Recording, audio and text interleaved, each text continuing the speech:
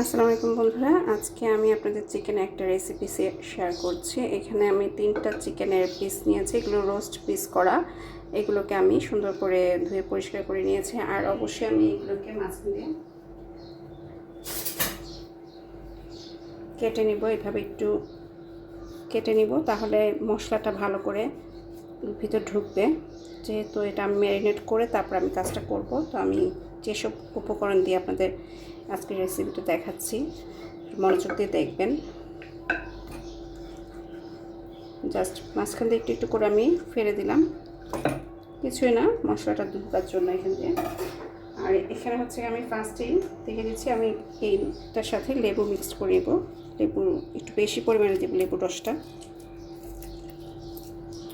একে একে আমি সব দিয়ে দিব। আপনি শুধু দেখুন, এভাবে যদি চিকেনের এই আইটেমটা ইফতারিতে আপনারা পরিবেশন করতে পারেন, আশা করি সবাই খুব পছন্দ করবে। আমার বাসায় সবাই খুব পছন্দ করে। তো একে একে আমি সব দিয়ে দিচ্ছি।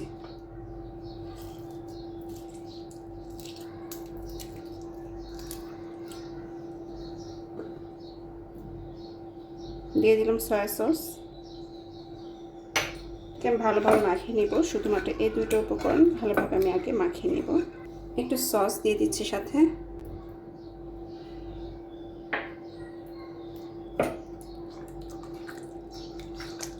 আমি সিঙ্গেল পিস করে সবগুলো উপকরণ আলাদা আলাদা করে মাখিয়ে নিচ্ছি, যেন ভালোভাবে মাংসটা একেবারে ভিতর পর্যন্ত ঢুকে যায়। এই জন্য সবগুলো আমি আলাদা আলাদা করে একটু ভালোভাবে মেখে নিচ্ছি। এখানে আমি কয়েক ধরনের মশলা নিয়ে নিয়েছি। মরিচের আইটেম নিয়েছি 2 ধরনের, লবণ, আর এখানে আরও 3 ধরনের মশলা নিয়ে নিয়েছি। এখানে গরম মশলা, ধনে গুঁড়া, আর একটা হচ্ছে গিয়ে চিকেন চাট মশলা যেটা আছে সেটা নিয়ে নিয়েছি। তো এইগুলো সবগুলো উপকরণ আমি একসাথে মিক্সড করে মুরগির মাংসের সাথে মিশিয়ে নেব। ঝালের পরিমাণটা আপনারা যতটুকু খাবেন ঠিক ওইভাবেই দিবেন। অনেকে ঝাল খুব বেশি পছন্দ করে, আর এই আইটেমটার মধ্যে ঝালটা একটু বেশি প্রয়োজন। ঝালটা বেশি দিলে বেশি ভালো লাগে, স্পাইসি হলে বেশি টেস্ট হয়, এছাড়া আর কিছুই না। তো আমি সবগুলো উপকরণ এবং ঝালটা বেশি করে দিচ্ছি। মাখিয়ে নিচ্ছি সুন্দর করে। আসলে এটা কতক্ষণ আপনি ম্যারিনেট করে রাখবেন তার উপর ডিপেন্ড করে এটার টেস্ট। যত সময় বেশিক্ষণ ধরে আপনি এটা মাখিয়ে রাখতে পারবেন তত ভালো এটা টেস্ট আসবে।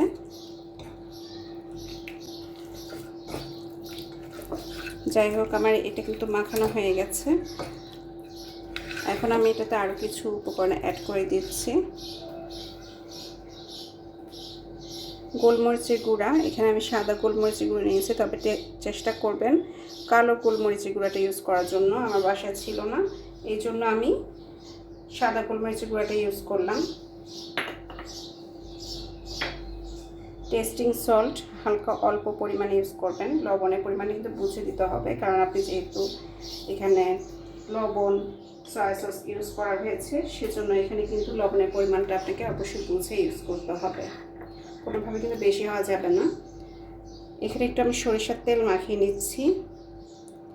এই যে আমি সরিষার তেলটা মাখিয়ে নিলাম, এই সরিষার তেলটা দিয়েই কিন্তু আমি বাকি যে রান্নাটা আমি বসাবো, ভাজা যে কাজটা করব, এই সরিষার তেলের উপরে কিন্তু করে ফেলবো। এই যে গ্রেভিটা দেখতে পাচ্ছেন, এটা কিন্তু ফেলে দেওয়া যাবে না, এটা একটু পরপর কিন্তু আমি রান্নাটার উপরেই কিন্তু দিয়ে দিব। আর এটাকে মাখিয়ে দীর্ঘ সময় রাখতে হবে। দেখতেই পাচ্ছেন কীরকম সুন্দর লাল হয়ে গেছে, মানে মশলাটা এত সুন্দর করে এটা ভিতরে ঢুকে যাবে, আর এটা এত স্পাইসি হবে, খেতেও কিন্তু বেশ দারুণ হবে।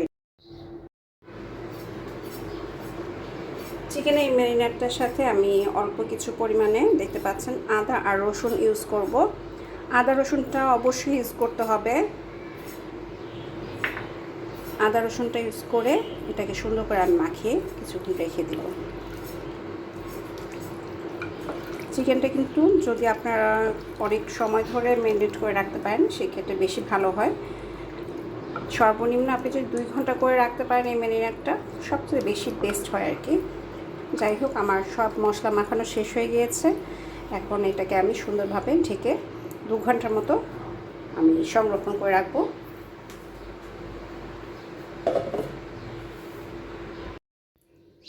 প্রথমে আমি একটা কড়াইয়ে আমি এখানে কাস্ট আয়রনের কড়াইটা ইউজ করছি।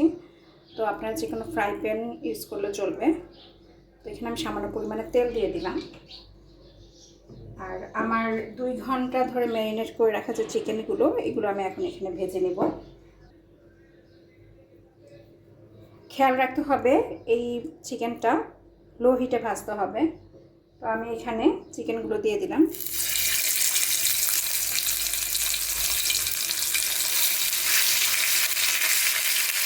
এবং এটা আমি খুব লো হিটে আস্তে আস্তে ভাজবো।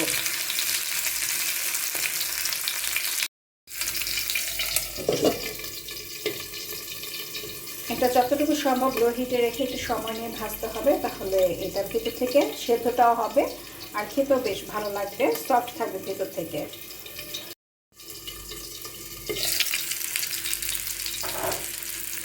এক পাশ মোটামুটি হয়ে আসলে এটাকে উল্টে দিব।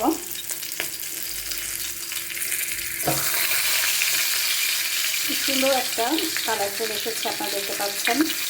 তো দুটোই আমি উল্টে দিচ্ছি এবং একটু সময় নিয়ে আস্তে আস্তে ভাজলে এটার খাবারটা অনেক টেস্টি লাগবে খেতে। একটা হোটেলের খাবারের মতোই পারফেক্ট একটা টেস্ট চলে আসবে।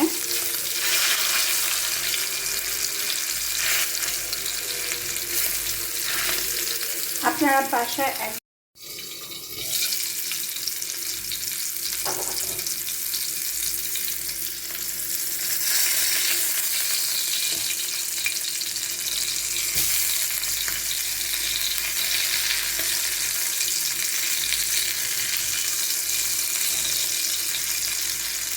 দেখতে পাচ্ছেন খুব সুন্দর একটা কালার কিন্তু এসেছে। এভাবে একটু পোড়া পোড়া ভাব থাকবে। এই চিকেন টিক্কাটা করতে গেলে আপনাদেরকে কিন্তু একটু সময় নিয়ে ধৈর্য ধরে ভাজতে হবে। আর যেহেতু লং টাইম ধরে এটা ম্যারিনেট করা থাকে, তো মশলাটাও খুব সুন্দর করে ভিতর দিকে চলে যায়। তো দেখতে পাচ্ছেন আমি কিন্তু খুব সাবধানে অল্প অল্প আঁচে কিন্তু এটা ভেজে নিচ্ছি।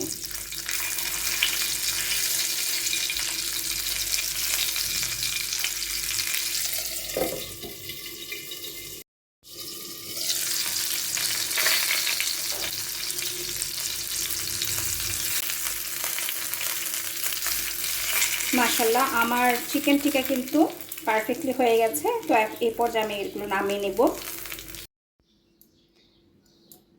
আলহামদুলিল্লাহ, আমার চিকেন টিক্কা রেডি হয়ে গেছে।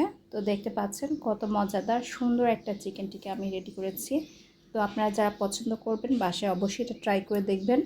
আর এটা যে উপকরণগুলো সেগুলো ডিসক্রিপশন বক্সে দেওয়া থাকবে, অবশ্যই এটা ট্রাই করে আপনারা দেখবেন। দেখুন কত সুন্দরভাবে সফট একটা চিকেন টিক্কা কিন্তু আমরা রেডি করে ফেলেছি।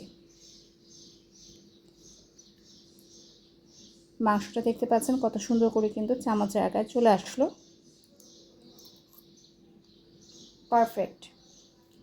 আপনার বাসায় একবার হলো এটা ট্রাই করবেন এবং একটু ধৈর্য ধরে বাড়িতে করতে পারলে আর আপনাদের হোটেল থেকে এনে খেতে হবে না।